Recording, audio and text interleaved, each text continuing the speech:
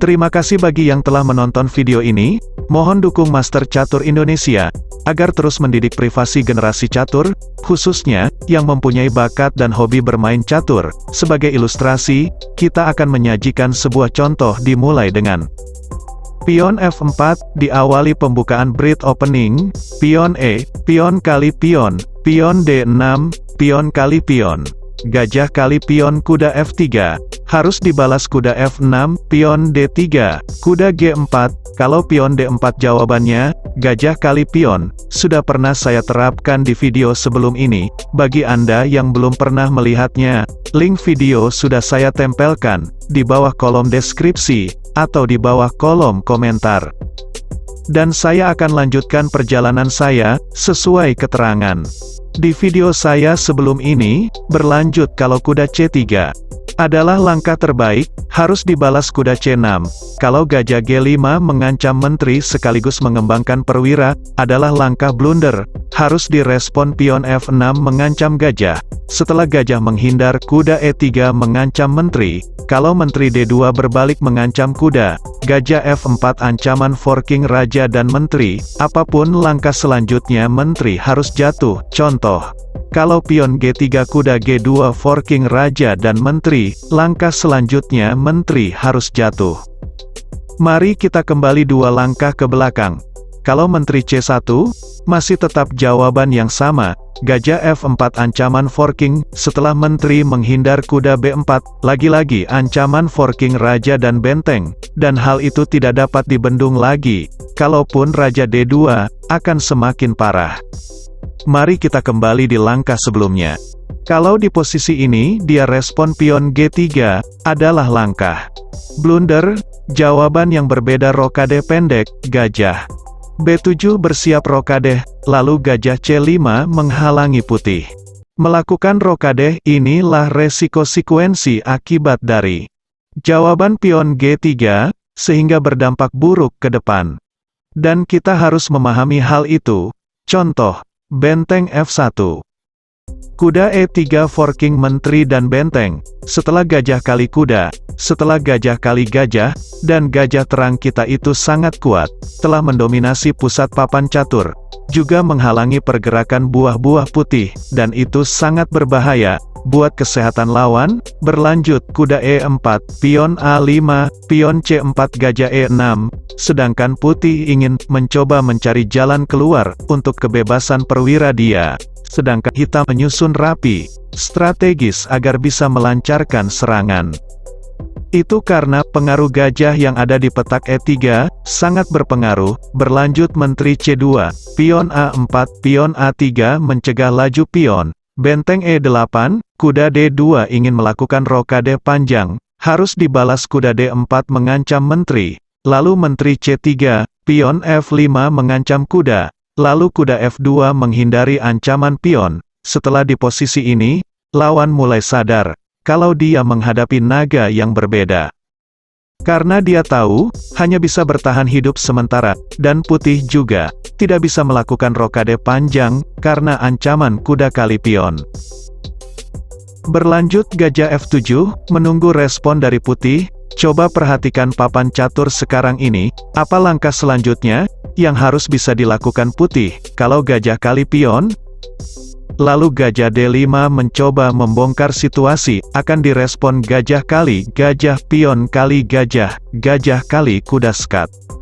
Kalau menteri kali gajah kuda F6, langkah selanjutnya menteri harus jatuh. Mari kita kembali selangkah ke belakang. Kalau dia respon raja makan gajah, akan dibalas kuda B3 forking raja dan benteng harus jatuh tanpa balasan apapun, karena diikuti benteng kali pion.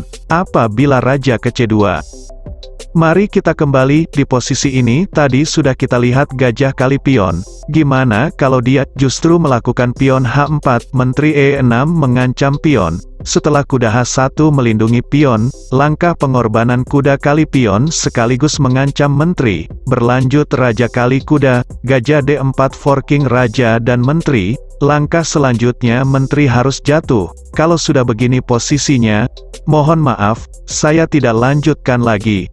Mari kita kembali. Di posisi ini tadi sudah kita lihat pion C4, mohon diperhatikan, jawabannya adalah pion A5.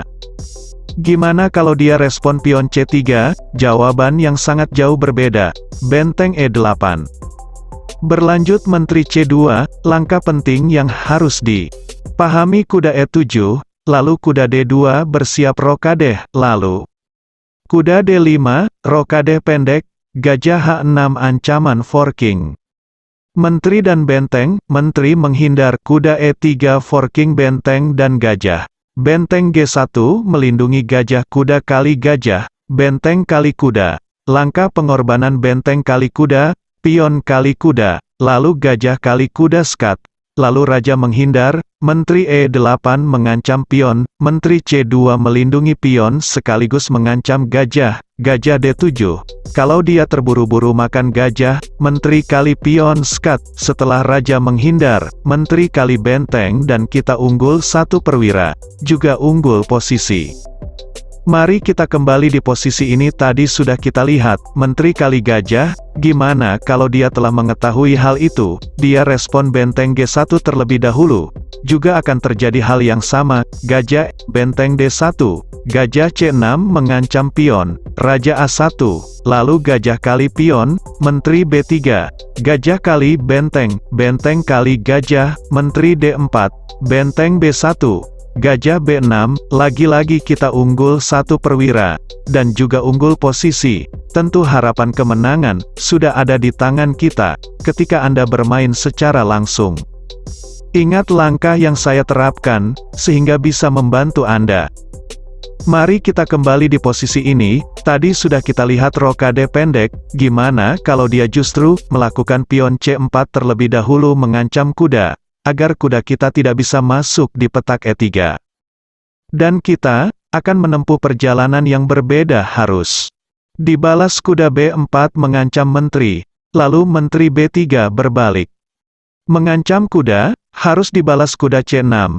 Kalau dia terburu-buru makan pion, dan itu akan berakibat fatal bagi kesehatan lawan, contoh, berlanjut gajah D7. Setelah menteri H6 dia merasa, kalau dirinya akan menang, setelah unggul 2 pion. Lalu setelah kuda B4 mengancam menteri, lalu menteri A5 menghindari ancaman kuda, dilanjutkan kuda C2 forking raja dan benteng, langkah terpaksa raja D1, kuda kali benteng. Setelah beberapa langkah ke depan, dia berubah pikiran, kalau dia akan kalah. Berlanjut pion B3 gajah G4, menteri C3 mencoba mengurung kuda kita yang ada di petak A1, harus dibalas gajah D4, menteri C1, pion F4 kuda C3 sekaligus mengunci kuda A, berlanjut gajah kali kuda, menteri kali gajah, gajah kali pion skat, raja C1, gajah kali benteng, gajah kali kuda, benteng E1 skat, raja B2, dan semua harapan lawan akan menjadi bubur ayam, dicampur dengan Ajinomoto, tentu berakhir di sebuah kuali.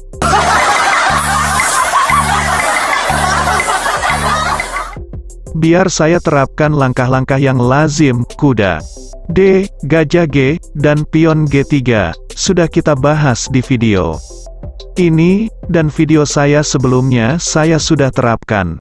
Pion D4, dan pion D3, biar saya jelaskan, mohon didengarkan dengan baik. Berlanjut pion E3 adalah langkah terbaik, bisa Anda jawab menteri E7, atau rokade pendek.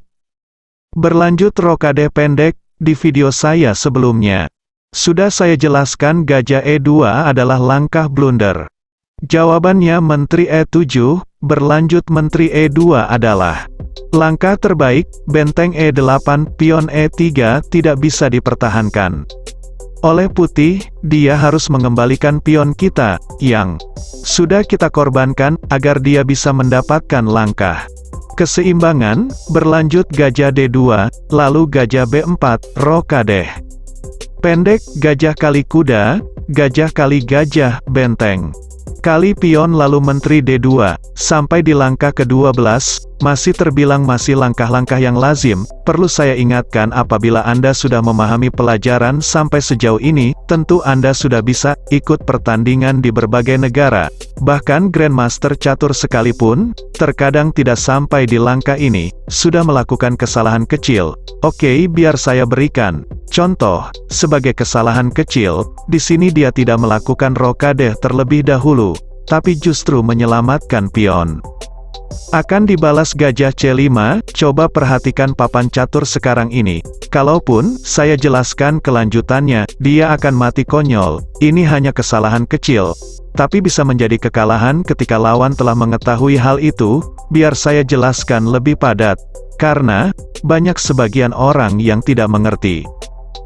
Kalau di posisi ini dia respon pion A3 adalah langkah blunder, gajah kali kuda, pion kali gajah. Emang dia unggul satu pion, tapi buah-buah catur dia sudah terkumpul dalam satu tempat tanpa arah dan tujuan. Hanya untuk mempertahankan satu pion, kalaupun saya jelaskan kelanjutannya, masih tetap putih akan mati konyol. Mohon dipahami dan didengarkan tanpa dipahami, tentu semua akan sia-sia. Dipahami dan didengarkan dan diartikan akan menjadi kesuksesan di masa yang akan datang. Terima kasih bagi yang telah menonton video ini sampai akhir. Semoga bermanfaat bagi yang memahami. Saya ucapkan terima kasih bagi yang telah mendukung Master Catur Indonesia dan mau belajar bersama kami.